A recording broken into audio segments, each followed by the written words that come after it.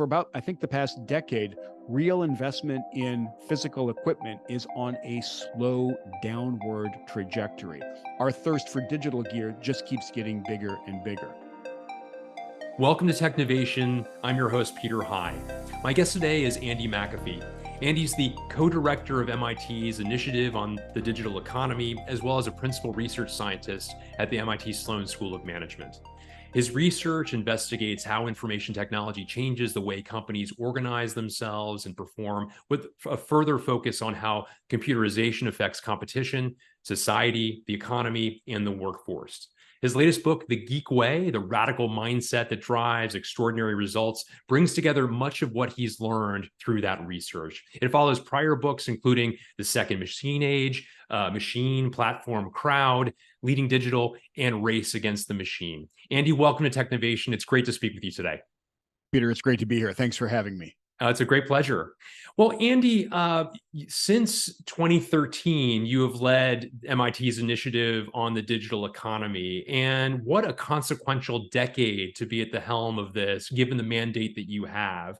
And I wonder if you can take a moment and maybe talk a bit about the genesis of it. What was the impetus for it, the reason for it coming into being? And then perhaps we can get into some of the waves of changes that you've witnessed across the past decade in role. You're reminding me that Eric Brynjolfsson and I started the IDE a decade ago because we thought that this broad phenomenon of technology changing our economies, changing our industries, changing our societies needed a dedicated academic home. So we started the IDE to focus on that. And taking us back to 2013, machine learning had already by then started to demonstrate remarkably good performance, superhuman performance on a bunch of tasks. And since then, it's only taken over more and more of the AI landscape. We started to have cars that were driving themselves, and we were wondering how quickly the driverless future is going to arrive. We know now, a decade later, the answer to that question is a lot longer than a lot of us originally thought, myself included. But over the past decade, I've had this amazing front row seat to watch technology change the economy. And what we're seeing now with this wave of generative AI is the latest, and I believe most, and a very significant chapter in that history of new changes coming in and transforming the way we work, transforming the way we live, transforming our economies. That's absolutely going on. I think a fundamental thing the last decade has taught me is that not only are technologies changing the business world, but companies that are good at technology, and you and I will get much more deeply into what that means, I hope, technologies that are good at using technology are also transforming the business world. And that insight, what was behind the book that just came out a little while ago called The Geek Way. That's great context. I appreciate you offering that. And I know one of the key observations that you've noted that was a pathway into the topic that would become this latest book of yours is that since 2000, a third of market capitalization gains of all public companies in the US have gone to companies based in Silicon Valley.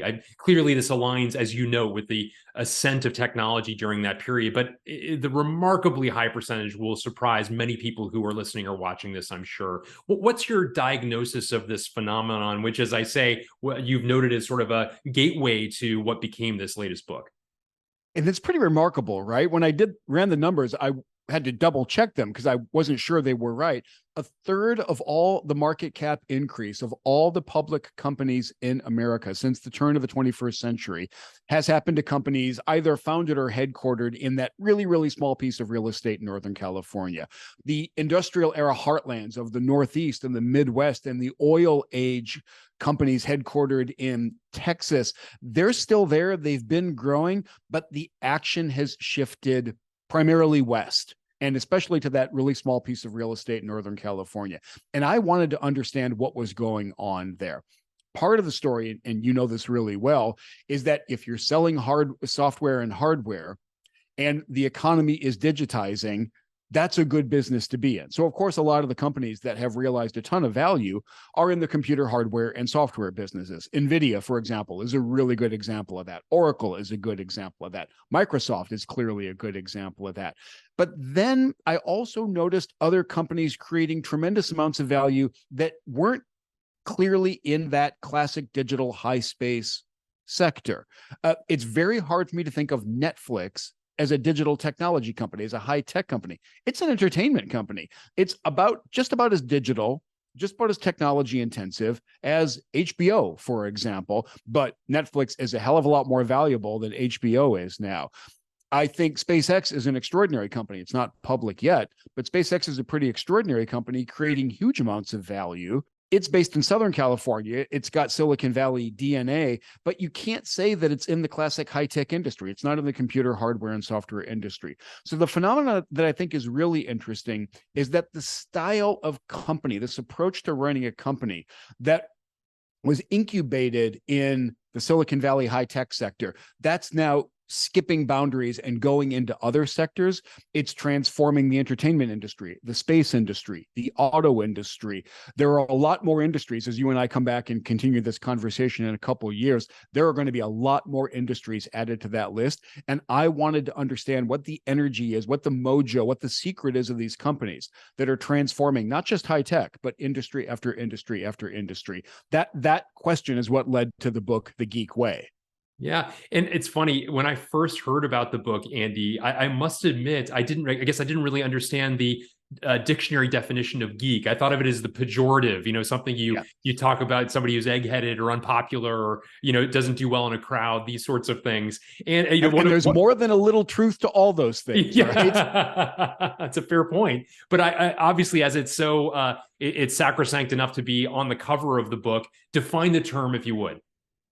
And Peter, like you point out, when you and I were young, geek was usually an insult. It was usually leveled at somebody who was way too into computers. I know this from painful personal experience. But in the decades since, that word has broadened out. And I don't think you're insulting somebody if you call them a geek today, or if you accuse them of geeking out. That phrase means to go deep. You're geeking out on wine, or you're geeking out on entrepreneurship or on Star Trek, but these are all things you can geek out on. So part of the definition now means a passionate obsession with something. And in particular, I think a hard problem or a real challenge that requires tenacity. The other part of the modern definition of geek, and I take a cue here from Jeff Bezos, who said in one of his shareholder letters, we are willing to be misunderstood for long periods of time.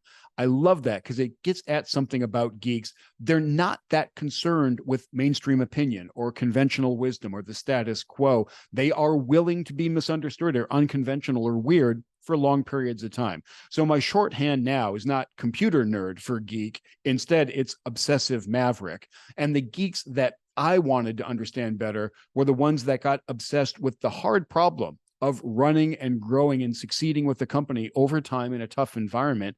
And my conclusion is there's a new crop of business geeks out there, and they have iterated and experimented their way into a flat out better way to run a company. The company has received an upgrade because of the business geeks. And I think, especially given the sort of historical norm for the term, if one thought about kind of the original geek, it would be somebody, in the past 30 years who's deeply involved in technology. You actually make the point that the patron saint of geeks was born in 1870, Maria Montessori. Talk a bit about why she is the patron saint in your estimation. And as you say, in the intro to the book, I call her the patron saint of geeks because she was an archetypal geek. She got obsessed with this really hard, very important problem of how should we educate young children? How do we start putting them down the path of learning things in life? And her solutions were unbelievably unconventional. The dominant model in the late 19th century, and unfortunately, it's still the dominant model today, is the one that too many of us are familiar with. It's a bunch of kids sitting in a desk with a teacher kind of inflicting subject after subject on them hour after hour. That model was pretty well in place by the late 19th century. Maria said, essentially, I don't think she used this phrase. She said, screw that. That is not a good idea. That doesn't work. Instead, We want to give little kids a great deal of freedom and agency and autonomy. We don't want to impose a ton of structure on them. Kids, little human beings, are learners. It's what they want to do. And she thought, my job is to figure out how they learn. What kinds of things do we need to put in their path that will teach them reading and writing and arithmetic and all these things? And she succeeded with it while not turning off little kids' inherent desire to learn. I really do believe that the educational system, intentionally and unintentionally, squelches curiosity, squelches our desire to innovate and ask sincere questions, and kind of turns us into a bunch of conformists. Maria Montessori was aware of that. She said, absolutely not. We're going to do something different. And I don't think it's a coincidence at all that a disproportionate percentage of prominent tech founders are Montessori kids. It applies to Jeff Bezos. It applies to both Sergey and Larry at Google. It applies to me, thank heaven. And there's a Montessori mafia in high tech. I think there's a reason why the companies that they are building and the way that they're going about this challenge of running a company looks a little more Montessori-like than it does grid of desks, new subject every hour. The geeks took that innovative spirit and applied it to the work of running a company. Yeah, that's very, very interesting. I love that, the Montessori mafia that you've highlighted, and you're a card-carrying member of that as well. One of the things I also find fascinating about your work, and this work in particular, Andy, is that there's almost like an anthropology lesson to it as well, in terms of what makes us humans different. I think, again, on the surface, it would be things like our intelligence, our ability to reason, different from the rest of the animal kingdom. There's some different characteristics, though, that you underscore as particularly differentiating. I wonder if you could take a moment and underscore those for us here. And to be clear, we are smart. We will pass the calculus exam in a way that chimpanzees and bonobos will not. But Peter, I'm completely with you. I think that is true, but it's not our real superpower. One of my really pleasant surprises when I was researching the Geek Way was coming across a relatively new scientific discipline that really helped me understand why what the business geeks were doing worked so much better. The discipline is called cultural evolution. And my very loose way to talk about the discipline is to say that it dives in on the question of, why are we human beings the only species on the planet that launches spaceships? You can think that's a dumb question. I actually think that's a really profound question. It's us, and nothing else is close. You and I don't expect the chimpanzees or the octopuses or the ants or the bees to launch spaceships anytime soon. That might be cool sci-fi. We know it's not going to happen. But why not? What sets us apart? We've already previewed a little bit. The answer is actually, I don't think, not our intelligence. Instead, it's two other things that we human beings have that nothing else has. One is the ability to come together in huge numbers of people who we're not related to and try to accomplish something cooperatively. We are the planet's champion cooperators, especially involving individuals outside our family. The second thing is that we learn faster than anything else on the planet, not even close by far. So you kind of mash those two together and you realize that we human beings alone practice cultural evolution. Our cultures change, they improve, they incorporate, they innovate, they evolve much, much, much more rapidly than the cultures of any other living thing. And the reason that's a eureka for me is the insight that, wait a minute, what you're trying to do when you run a company is cultural evolution. Innovation is cultural evolution, becoming more efficient, becoming more agile. These are all just different facets of the same diamond. The diamond is cultural evolution. We now have a discipline that studies that process, and we should be yanking all the insights, just taking all the insights out of that discipline and putting it to work for our particular kind of cultural evolution, which is running and improving a company in the face of a lot of uncertainty and a lot of competition. That my belief is that the geeks are the world champions of that kind of cultural evolution, and they've backed into a lot of the things that you would do if you read the handbook of cultural evolution. Very, very interesting. And as you point out, this underscores that iteration is a key point of differentiation for us, and indeed something you call out. I mean, it's of course the basis of agile practices, but also a key differentiator for the geeks and for these Silicon Valley companies that are deriving so much of the value, market capitalization value, as you point out, across the past 23 years. So talk a bit about that iteration. You have, under different circumstances, diagnosed and written about agile practices and the necessity to incorporate that into the way in which we work. Now, as your own research has advanced, talk a bit about the importance of focusing on that. One of the coolest stories that I learned when I was researching the Geek Way is the story of the birth of the Agile movement. And it turns out we can trace it to one really particular point in time. In February of 2001, 17 veteran computer programmers. I'm picturing, Unix geeks with beards and things like that. I think a lot of them actually did fit that description. 17 very experienced, very frustrated computer programmers got together at Snowbird, Utah for a weekend in February because they were frustrated with how software was being written at that time. And like you probably know, Peter, the waterfall method was still dominant, which is this very rational, kind of linear, sequential approach to building software. First, you define the requirements, and then you analyze them, and then you write them all down and make sure the customer is okay with them. And then you start coding them and you put it through testing. And then when that's all done, you deliver it to it's this very, kind of rational, linear thing. People are happy with it. They could do each step of it. The problem was it didn't work. The software you delivered to the customer was never what they thought they were asking for. It was always late. It was frustrating for everybody involved.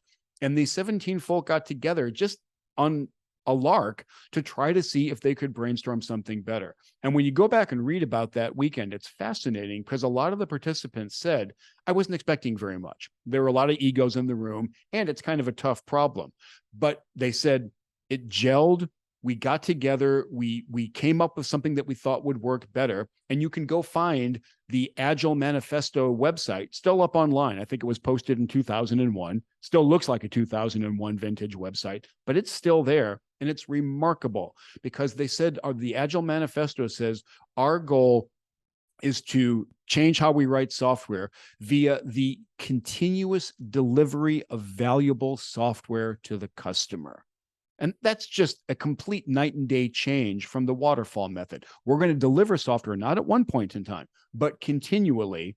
And valuable means we're going to get feedback from the customer over and over again. So that was the birth of Agile, and it's led to Kanban boards and sprints and scrums and DevOps and all the wars that happen inside that community. But the thing the community is united on is this approach, this iterative approach. I call it the great geek norm of speed, but speed here means cadence or clock speed or pace of iteration. And it works because it accelerates our learning, but at least as fundamentally, it removes the places to hide from a big, complicated effort. If everybody is delivering software on a tight cadence and the customer either says thumbs up or thumbs down, that's what we wanted, that works, that doesn't, your ability to be late, to fall behind and not know that or hide that from anybody, that ability has just really, really diminished. And that richness in places to hide, that ability to fall behind and not know it or not let the rest of the organization know about it, that's responsible for so many screw ups in the world of big projects. So the geeks have this century figured out a better way, not just to write software, but to do big, complicated efforts of all kinds. And that's why companies as diverse as Netflix and Tesla and SpaceX are all fanatics about iteration, about Agile, about this norm of speed that I talk about. And they're not going to walk away from it because they know the results work better. Yeah. And so in synopsis, you talk about the necessity to plan less, iterate more.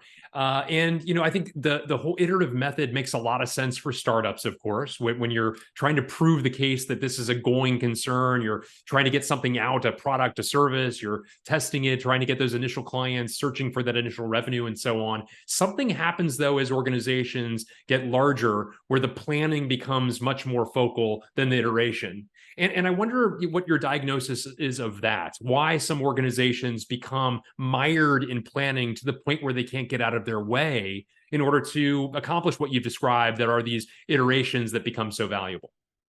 I think there are a few things going on. One is that when we were teaching, not from the Agile playbook, but from the playbook built up over the industrial era, the idea was to get into planning mode as quickly as possible, not to eschew it, not to plan as little as possible, but you should have a thorough plan for everything. I remember back when there were strategic planning departments turning out 5-year plans for everything. In that kind of environment, it's natural to say, okay, we got to get to like a waterfall style process as quickly as possible because we have to get this out of control startup-y thing. We have to bring that under control. We have to bring it under adult supervision. That's one thing. Another thing is that we humans are fond of planning. We think we're great planners. I planned out how long this manuscript would take to write the Geek Way. Ask me if I was accurate about that. We're very fond of plans. We're overconfident in our plans to the point that Danny Kahneman, who knows a few things about how humans think, says we are guilty of a chronic planning fallacy. We think we see in the future far too well. We underestimate how long things take in the actual world. And we like to plan. We're just really bad at it. And I think a third big thing is that elaborate plans give people many chances to weigh in or be part of a decision or have veto power or approval power over something. Another way to say that is that they give people opportunities to gain status. And we human beings were the most social species on the planet. A high status is unbelievably important and valuable and desirable for us.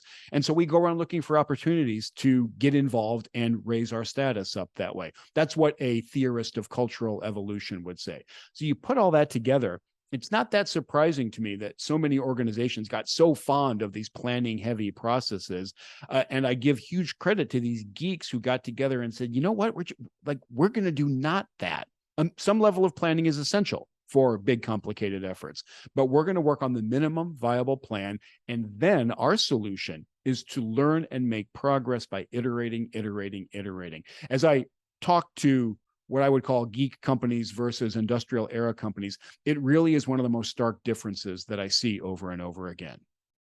And that minimal viable plan, it's important to note, doesn't mean not having a strategy. In fact, you talk about the necessity of having line of sight with how one's work aligns with the strategy or goals of an organization. You talk, thinking of OKRs, Andy Grove's, foundational principles at Intuit, or the vision, values, methods, obstacles, and measures that Salesforce uses, for example. So you speak of great organizations that have very iterative approaches to how they do things, but still the necessity to call out a North Star. Talk a bit about so that we're not having people who are listening or watching this believe that the planning side should be minimized to the point of actually being extinct. Talk about the critical role that plays. It's really important, right? Because Agile does not mean chaos and should not mean chaos. And it doesn't mean anarchy, and it doesn't mean do whatever you want. The hard work, I think, is to figure out what the minimum is in that minimum viable plan. You need a minimum viable plan. Agile does not mean no strategy either. When I think about the ways that Satya Nadella has added ridiculous amounts of value in the 9 years that he's been CEO of Microsoft, he's made so many really smart strategic moves, including into last weekend and up to today, right? We see further evidence that Satya is a pretty good strategic thinker, but one of the things he did was try to get Microsoft to orient more around a fast cadence, agile approach to developing software. Finally, like you point out, to try to keep autonomy and keep fast pace from devolving into chaos, Agile doesn't mean no bureaucracy either. The geek companies that I've learned from the most have a very important, very tightly constrained bureaucracy. Its point is to make sure that people and teams and parts of the organization have work that's aligned with the overall goals of the organization. You talk about the V2 MOM process at Salesforce. That's exactly the point. Mark Benioff got frustrated when he was at Oracle that he himself didn't know how his work was fitting in with the overall goals of the company. None of his peers or bosses seemed to care that much about it. And he didn't know how to tell his people how their work fit in. So when he was starting Salesforce, he scribbled down on, apparently literally on an envelope, V2 MOM, as you just identified. It's the process by which Salesforce asks every part of the organization, says, here's the overall goal of the company. Here's your boss's goal and your boss's bosses. Now tell us how your work fits into that. And it's a yearly or twice yearly process, but it's taken very, very seriously. So the Geeks do have minimum viable bureaucracy. They're not anti-strategy and they're not anti-plan, but they like a whole lot less planning and bureaucracy than we got used to in the industrial era. And as a result, I think their strategies work a lot better. Yeah, that's compelling anecdotes there, certainly, Andy. You also identify in your book 4 norms of geeks: science, ownership, speed, and openness. And I wonder if you could take a moment and provide a bit of a description of each of those and a bit about why those are important factors. And we've talked about 2 of them already. We've talked a lot about the great geek norm of speed, which is this fast cycle cadence and iterative agile approach. We also just talked about the great geek norm of ownership, which is pushing authority down to uncomfortable levels, devolving responsibility and authority, creating really kind of a modular organization. Amazon is a great example here. But having this minimum viable bureaucracy that keeps these atomized modular teams aligned with the overall goals of the organization and aligned up and down the hierarchy of the organization. So that's speed and ownership. Science for me is just a bunch of people arguing with each other and bringing evidence to the table to support their arguments. That's it. Right? Peter, like you know, if you ever ask a group of overeducated people, what is the scientific method, you will get endless hours of debate about that. I love the most stripped down explanation that I've heard, which is that science is an endless argument about the nature of reality, about the nature of the universe, that gets closer to answers over time because there's a ground rule for that argument. And the ground rule is, if you believe A and I believe B, we need to agree on a test that will allow us to distinguish between A and B. We're going to go run that test, and then we're going to go abide by the answer. Maybe we'll argue more about another version of it, but we're going to do this A/B testing about the universe that's going to help us understand it better. The geeks are fanatics. Geeks love to argue, like you know, but when that argument is going well, it's not based on charisma or seniority or PowerPoint or who can yell the loudest or be the most intimidating. It's who's got the goods, who's got the evidence. And then my final great geek norm is openness, which sounds vague. Let me give you an antonym. The opposite of openness is defensiveness. And defensiveness comes about when you have a culture that is obsessed with winning and gaining control and being in charge. All those things contribute to digging in your heels, becoming defensive, not admitting that you're wrong, not giving an inch, not being willing to pivot. And the geeks look at all those behaviors and say, we don't want that, right? We want an organization where people are vulnerable enough and humble enough to admit that their good idea is not panning out. We got to do something different. You have a better idea on this one. We're going to go your way. This project is not working out. Or you just got a very smart evidence-based challenge from somebody down lower than you on the org chart. How are you going to respond to that? Are you going to be hostile? Are you going to be defensive? Or are you going to be open and say, that's great. I hadn't thought of that. Thank you. That's really compelling. We're going to go your way. So I put those 4 norms together. And the great geek norms for me are speed, science, openness, and ownership. Thank you for that overview, Andy. You mentioned earlier that only humans could send a rocket and people into space. You've already offered up SpaceX as an example of the Geek Way. You have a counterpoint, though, in NASA that you tell. You share some perspectives on the way in which NASA operates, and you tell the story of Will Marshall. And I wonder if you could take a quick moment and offer some aspects of that story here, which I found so interesting. I've known Will for a while. He's the co-founder and CEO of Planet, which is this cool company that puts up cube satellites, small little satellites. They image the Earth every day, and then they sell that image and the insights that come from it to all kinds of customers. Really cool company. Will started as an engineer at NASA. And when I was interviewing, he said, you have to understand, I got invaluable training early in my career at NASA in this discipline called systems engineering, which the way I think about it now is the discipline of the minimum viable plan. It's a really bad idea to kind of wing it and shoot a satellite into space and try to communicate with it when you haven't thought through how the software and the radio and the sensor are going to communicate. You have to do this minimum viable planning if you're going to have any hope of success in space. But Will told me that he thought over time, as he spent time at NASA, they were a little too planning heavy, a little too planning centric. And especially as the costs of the equipment go down and you're not putting lives at risk, Will is like, why don't we plan a little bit less and try to iterate more? And he eventually convinced his NASA superiors to let them try that approach. They put a satellite on the moon for about 1/10 of the cost that NASA had been benchmarking before. And they weren't done yet. They got curious about a really interesting question. They said, can you take a picture from space with a smartphone and get the image back down to the Earth's surface? Literally with a smartphone.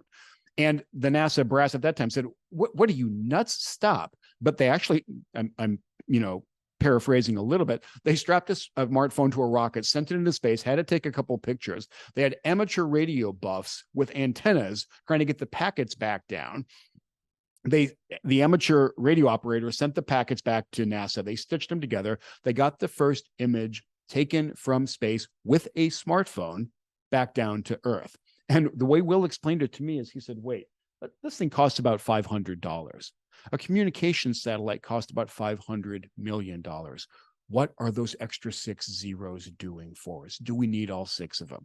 And he and his co-founder started Planet on the premise that you don't need all 6. And they use off-the-shelf components, smartphone kinds of components. They put satellites together. Instead of launching every few years, they launch every 3 months with an experiment. If that experiment works, they incorporate everything, all the components from it, into the next round of satellites that they launched 3 months later. It's a completely different cadence of experimentation and learning and innovation. And to me, it's emblematic of how the geeks are running circles around the incumbents of the industrial era, or if I'm mixing my metaphors a little bit, they're just leaving that competition behind.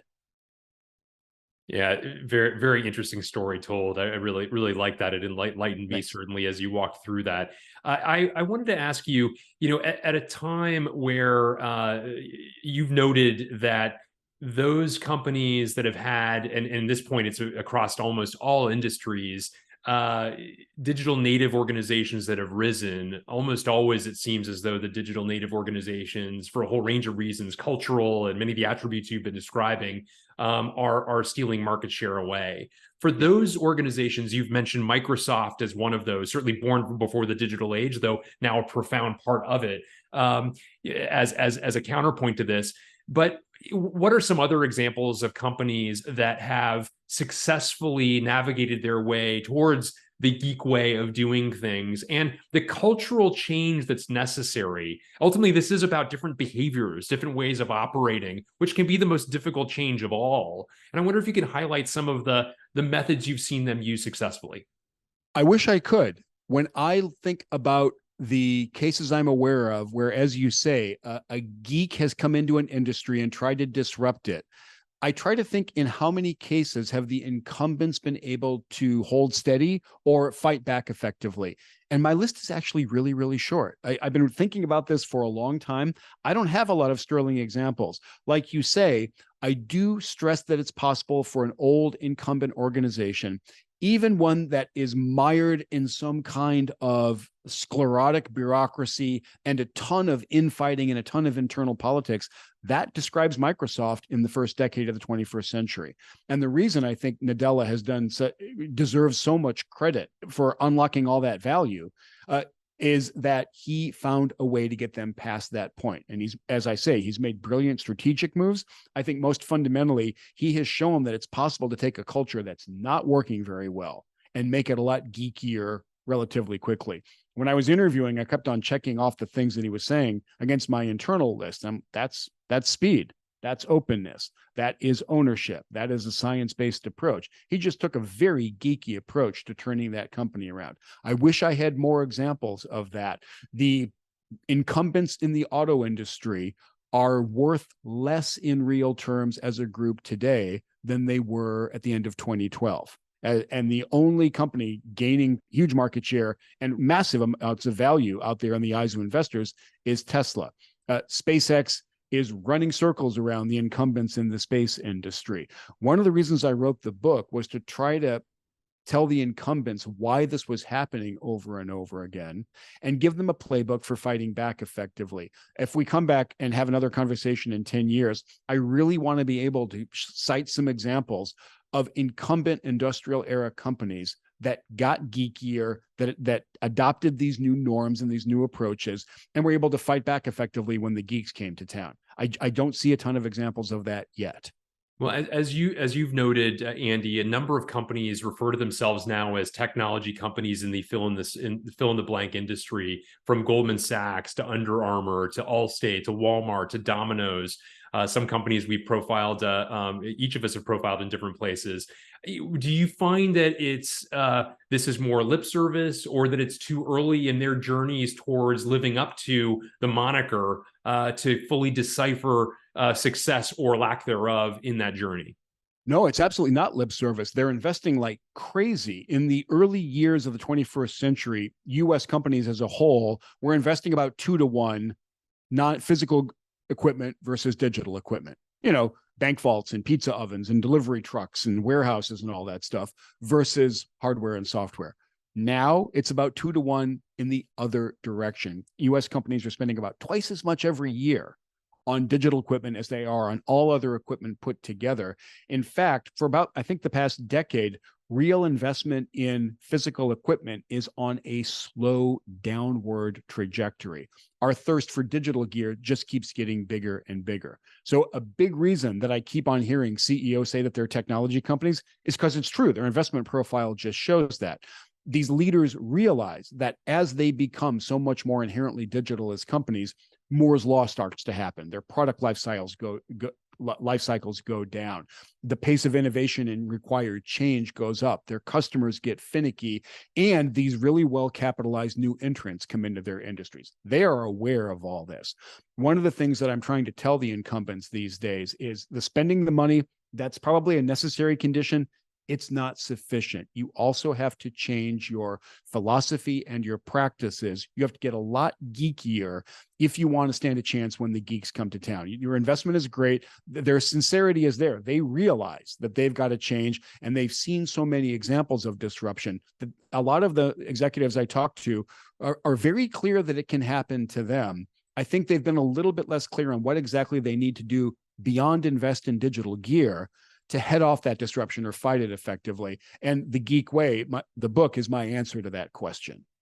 I wonder, Andy, if you've had a chance to think about the role. So many of the companies you've noted, of course, venture-backed unicorns, for example, private organizations like a SpaceX that have grown to 8 or 9 figures of valuation without yet going public. The role that the eventual outcome, especially for venture-backed organizations, those VCs would like a return on their investment at some point, which typically means IPO or acquisition. The role that either of those events play in reducing an organization's ability to have that geek way of doing things. One thing is perhaps the more dramatic of the two of those options being the acquisition, where all of a sudden that culture is subsumed by another. And although there certainly are some examples of that going well, quite well the remarkably low batting average for M&A, and therefore oftentimes that's the no in innovation, if you will.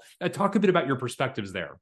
The geek companies that I'm aware of, some of them are voracious acquirers of smaller companies. But when a geeky company acquires a geeky company, that cultural clash probably starts from a lower level. In other words, if Amazon acquires a relatively small startup and somewhere in the tech space, when the people come in and become part of the Amazon mothership, they're not going to have to adopt the waterfall method. That's not a thing that they're going to have to do.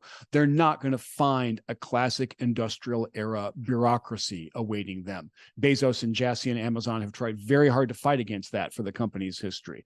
So this process of getting acquired is easier when both parties are following the geek way. A big mismatch comes when a geeky company gets acquired by a classic industrial era incumbent. The potential for mismatch there is a lot greater. And I think that's why a lot of these don't work out as well.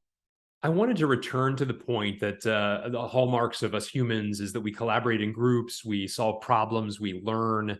I wonder if you would love your thoughts on the changing nature of work and where work is done, Andy, and the fact that collaborating in groups for so long, for everyone's entire career, essentially until March of 2020, was largely done within offices together with one's colleagues. Of course, in larger organizations, those might be distributed across a great number of offices, needless to say, and there are a variety of industries that have always had travel associated with the work that's being done. But on average, that there's a headquarters or home office for an organization, and a lot of the people who are doing important work are co-located in those spaces. As you think about the sanctity and importance of collaborating in groups, and that being providing the impetus for problem solving and learning, what are your own thoughts about the way in which work has changed and where it takes place impacting that? I'm not surprised that more and more companies are going to a hybrid model. Maybe not the old-fashioned 40 hours a week, all of them in the office work week, but a hybrid model where there's an expectation that you're going to be in person with your colleagues for some portion of the work week, or maybe even less frequently, you're getting together a few times, I don't know if it's a month or a year, and you're spending time together. We humans did not evolve to cooperate, collaborate, form bonds, and learn from each other by staring into screens. Now, I'm not saying that can't happen, and we're getting better at that process, that practice all the time. But we are an ultra social species. We pick up cues from each other. We learn how to learn from. We form bonds with each other. All this stuff happens primarily when we're physically with each other. That's to be expected for such an intensely social species.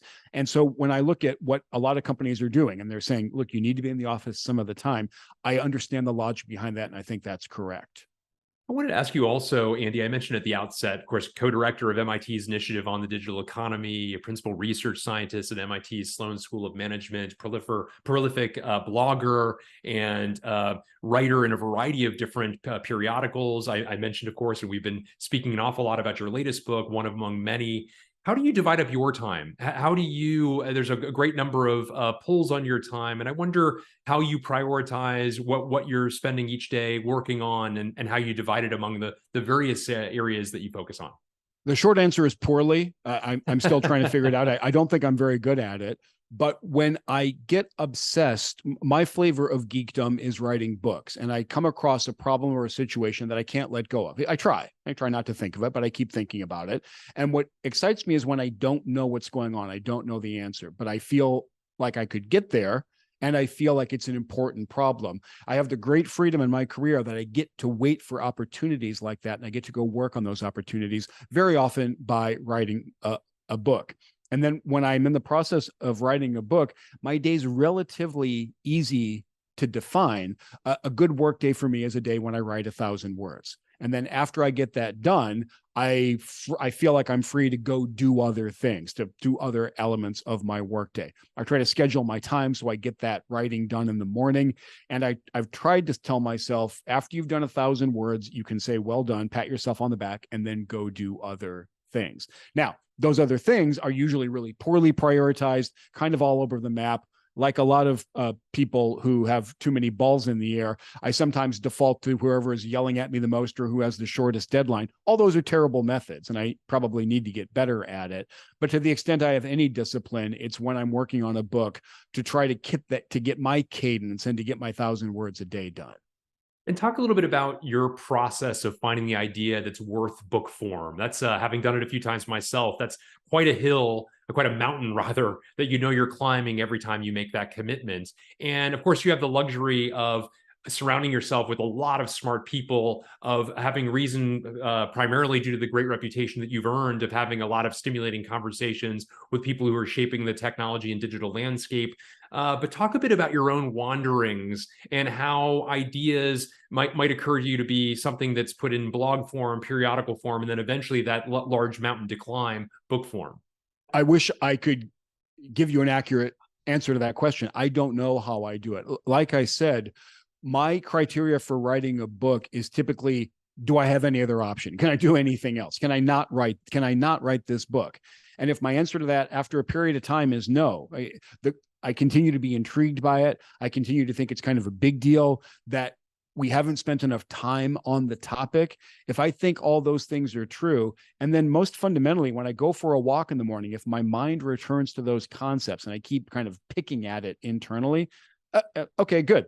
That's the next book. And then I try to marshal resources and figure things out from there. Well, that makes sense. Well, Andy McAfee, it's wonderful to spend time with a geek like you. For those who are listening or watching, please do yourself a favor and read The Geek Way, the radical mindset that drives extraordinary results. Surely the phenomenal insights that Andy shared with us today would give you all the more reason to do so. Andy McAfee, thank you so much for your time today. It's been a great conversation. Peter, it's been a pleasure. Thank you.